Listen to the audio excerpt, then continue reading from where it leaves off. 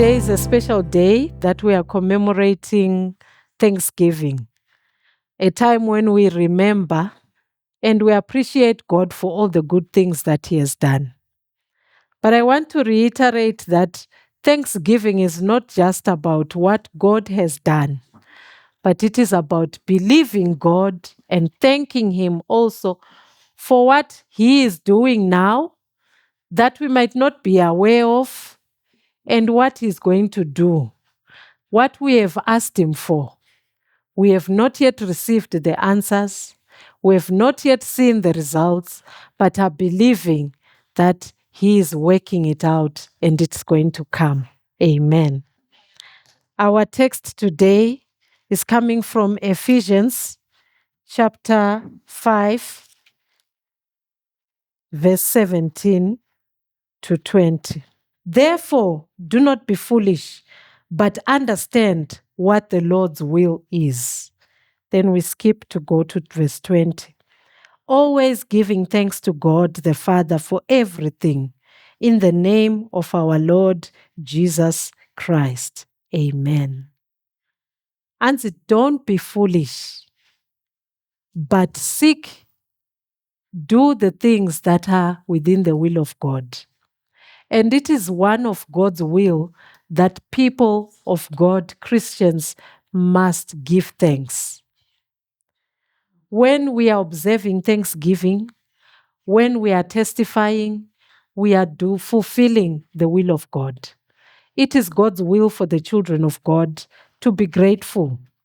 Because oftentimes we get so accustomed to blessings as children of God, as Christians, and we forget to thank God for these things. But God says He wants us to be thankful in all that we do. One of the things about Thanksgiving, it's all about remembering.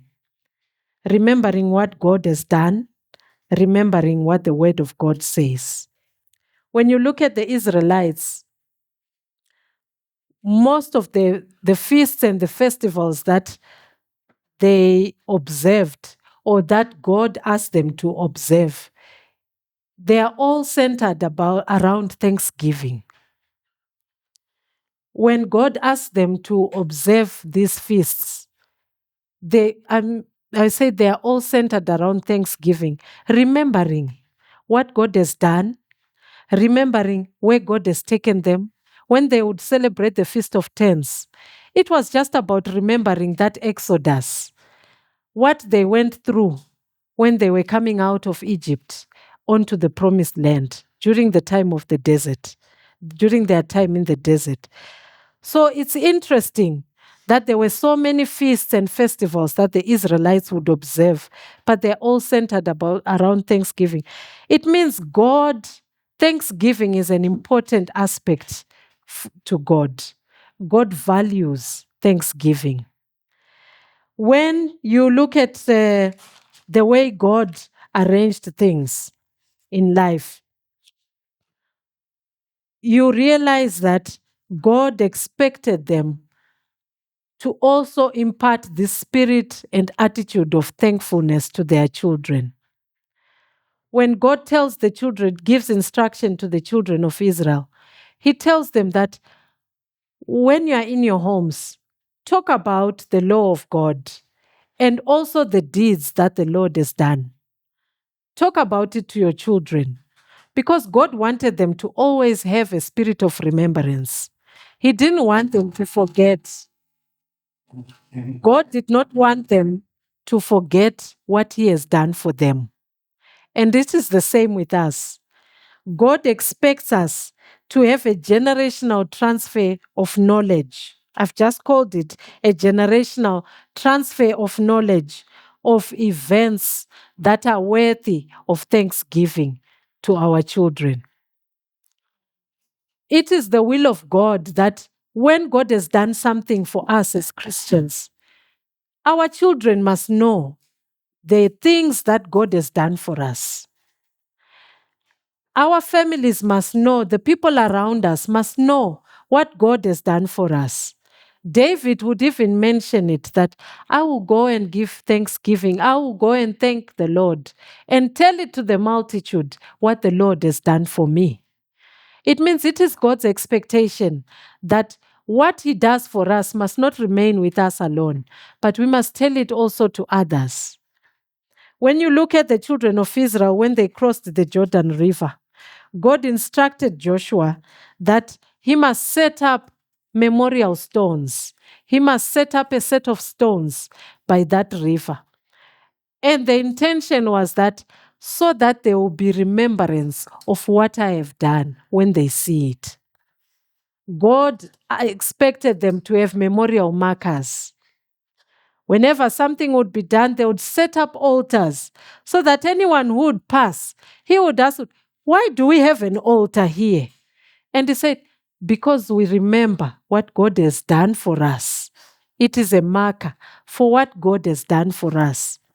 So God wanted them to always remember when those stones would be seen by the Jordan River, and they would ask, what an odd arrangement to have stones here. Why are these stones here? Then they would always remember. It meant God wanted to remind them of the good things that He had done. And He wanted them also to foster that spirit of thanksgiving, appreciation of what God had done for them. Amen. Why do we offer thanksgiving? We offer thanksgiving just for the obvious reason, acknowledging God for who He is, His position, and His ability in our life. Every parent wants to be acknowledged, even us in physical life. When you do something for your children, you want them to show you appreciation. You want them to recognize that they acknowledge the effort that you put in, the work that you put in to make sure that they go to school, they are well provided for. The same with our God. So much that He does for us. He expects us also to acknowledge Him for everything that He does. We also offer thanksgiving because it helps to build up our faith. Paul says in 1 Corinthians, when he was faced with the challenges that he was facing, he starts to remember what God did for him. And he said, the God who resurrected Jesus, the power of the Holy Spirit that resurrected Jesus Christ, is the same one that saved me when I was in the prison. And it is the same one that saved me from death. And it is the one that is going to save me again in this time that I'm in Asia. It means when he remembered those things, it built up his faith. When you remember and when you offer thanksgiving by remembering what God has done for you, it builds your faith. A lot of the children of God, they also did the same. When you look at David, when he was when he was facing Goliath, all David did, he just remembered what God did for him. And when he remembered that and the word that God had given him, and he acted, it built up his faith and he acted. And he went ahead and he went and he confronted Goliath. He said, how dare you defy our God? What he was doing, he was exercising thanksgiving. Because he was confident that God who had rescued him before. He said, God who rescued me before in the line from the lion and the bear is the same God who is going to hand you over to me. He had the spirit of thanksgiving. And that spirit of thanksgiving in him, appreciating what God had done before, knowing the presence of God and the power and the ability of God, acknowledging that power and ability of God is what built his faith and allowed him to move and confront the Goliath. Amen. David, I believe, also remembered the word of God. When you read earlier on in the Old Testament, God had already proclaimed destruction and doom upon the generation of the giants. Goliath's line that God had already prophesied doom upon them, that by the hand of my people I shall destroy you. So I always wonder that probably David knew that scripture when he was going through the scrolls. He already knew that we are being challenged by somebody who is already cursed, who is already under a curse, whom God has already proclaimed that we have the power and the grace to destroy them. So I'm just going to act on that. Amen. Thanksgiving also becomes an act of worship. When we start to remember what God has done for us, it stimulates a genuine praise in our hearts.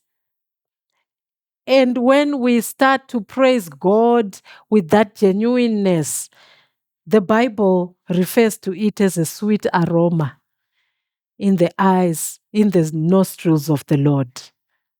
So thanksgiving becomes an aroma for God when we are praising God and appreciating Him for what He has done. God is pleased.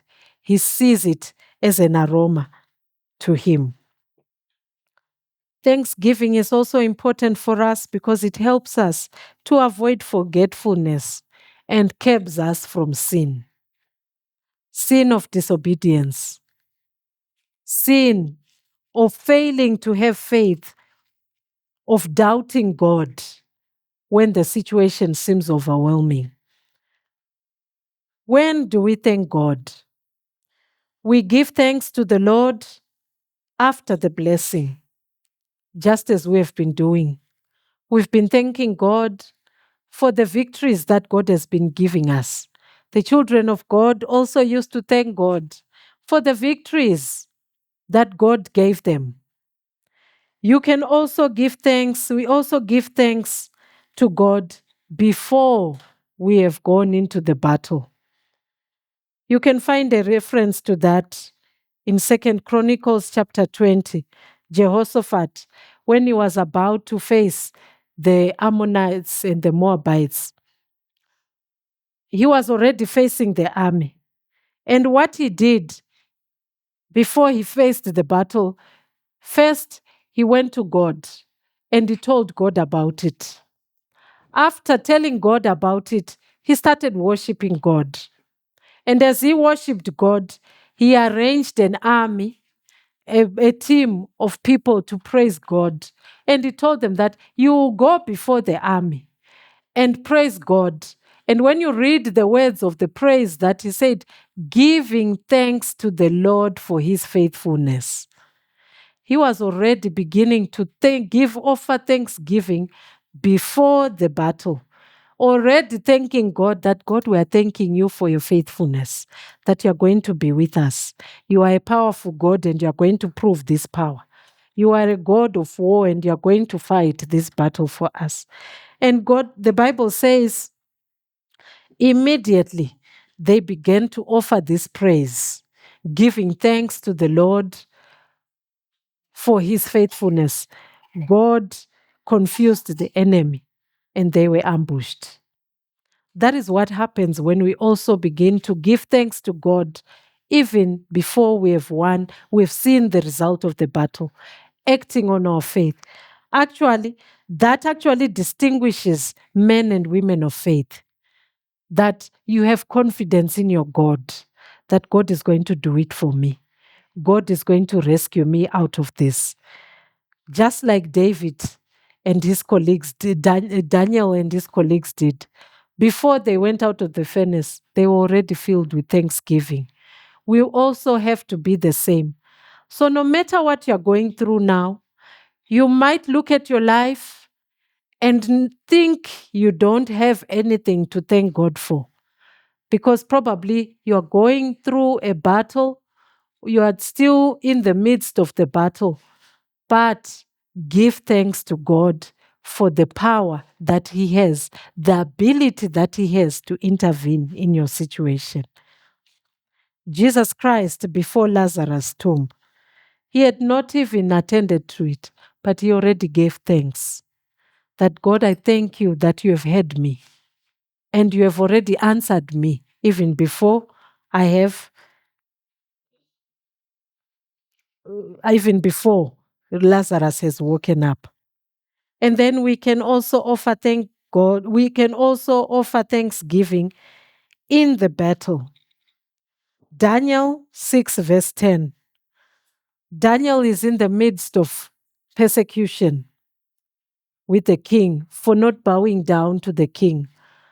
But the Bible says 3 times a day he went on his knees, giving thanks to his God during the time of the battle, as was his custom. Are we giving thanks to God in the midst of our battles? Are we appreciating God? Are we acknowledging what God has done? Do you even remember what God has done previously in your life? Appreciation to God, thanksgiving is not meant for the big, big things. It's in the small things that we see the hand of God. Even in the small, everyday things, appreciate God. Some of these things, we can take them for granted. Recently, my son wrote grade 7, and I was thinking about it. You know, it's a blessing just for him to be able to write his grade 7. There are others whose children have failed. And when you think about the problems that come with it, shame and disgrace from those around you, mockery, that, he's repeating for the second time again. That shame, walking around with that shame that we are struggling to pass, we are struggling to finish. The delay that happens in life, that extra time, lost time, that extra expense of having to budget again, to repeat, all of those things, we are rescued from those. We ought to give thanks to God. So sometimes, as children of God, we fail to give thanks to God even for the things because we take it for granted.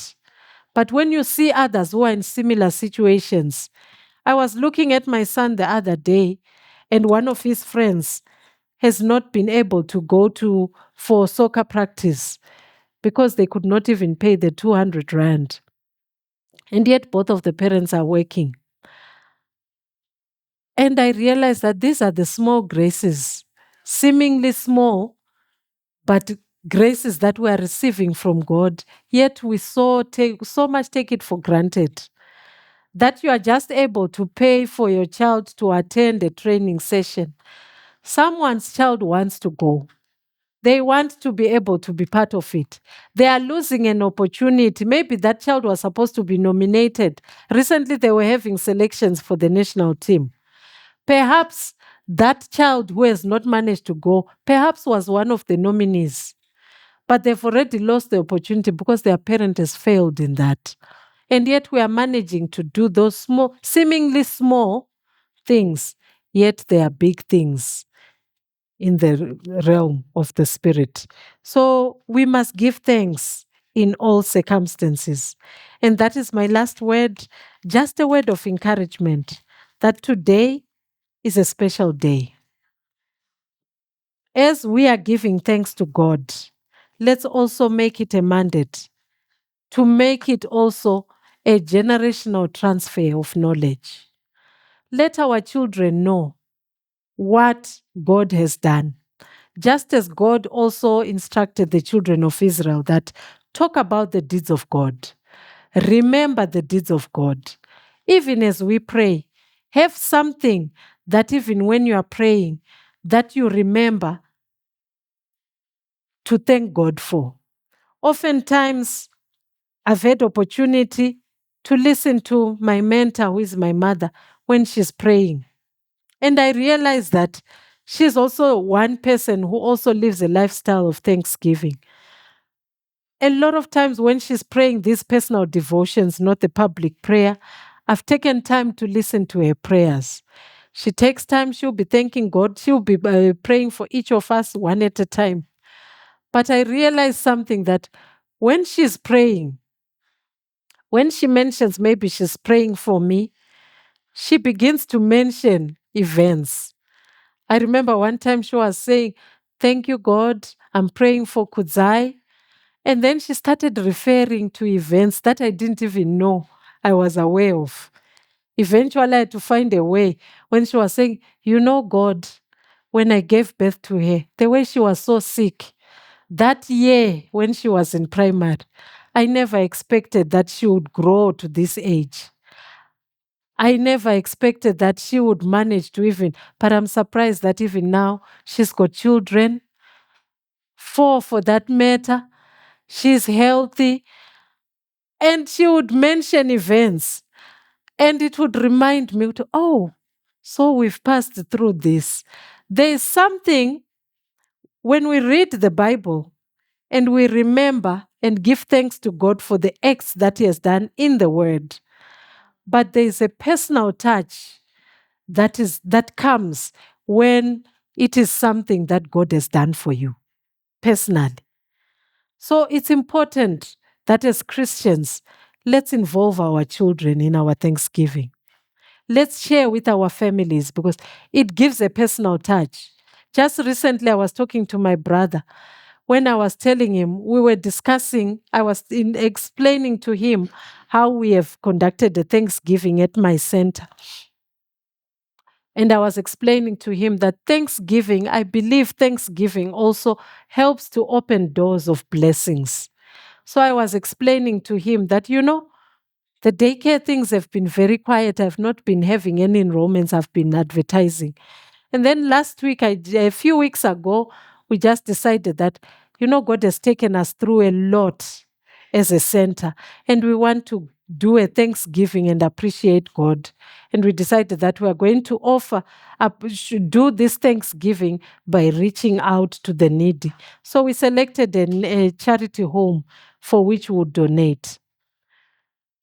When the day that we asked parents to contribute a small amount, and then we also topped it up and we bought the groceries that we wanted to go and donate to that home in line with the wish list that they had given us.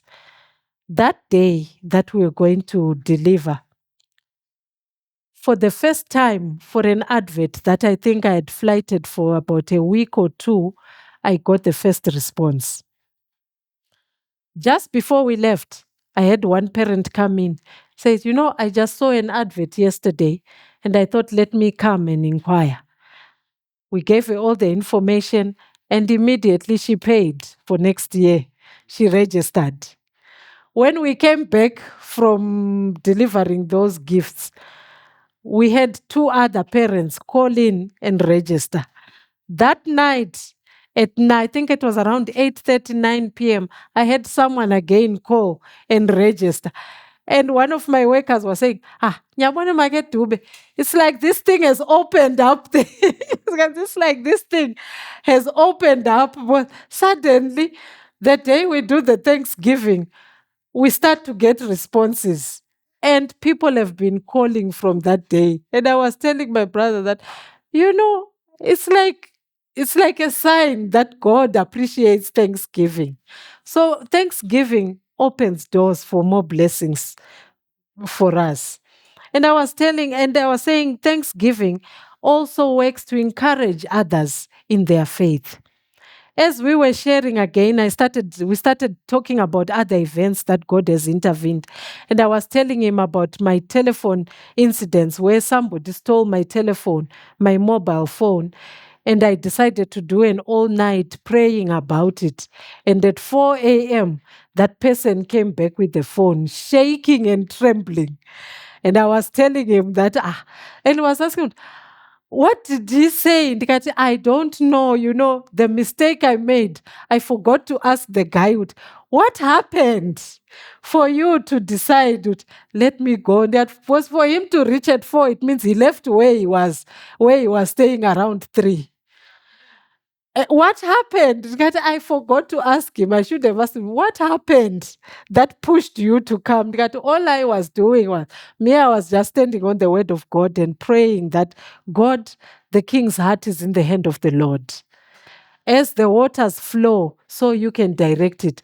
Direct this thief to be cooperative to bring my phone. I want my phone, Lord. Make him just do something. I don't know. But I was not expecting actually that he would come with it immediately. I thought maybe because we had an appointment with the police, my expectation was when we go to the police are going to find him, because I had an idea of where to find the guy. So I just thought, the police are going to help us and it's going to work out well for us. And God. So as I was telling him that, and he was saying, I'm surprised.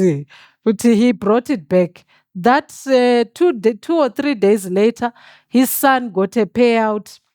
He realized that the payout that his son had gotten was stolen, all of it, £1,700 from the account. And that was the money that he was supposed to pay for hostel and transport to school. It's last minute. There's no way to make a plan to make that to get that money. He said, I remembered what we discussed a few previous days, and I started praying about it.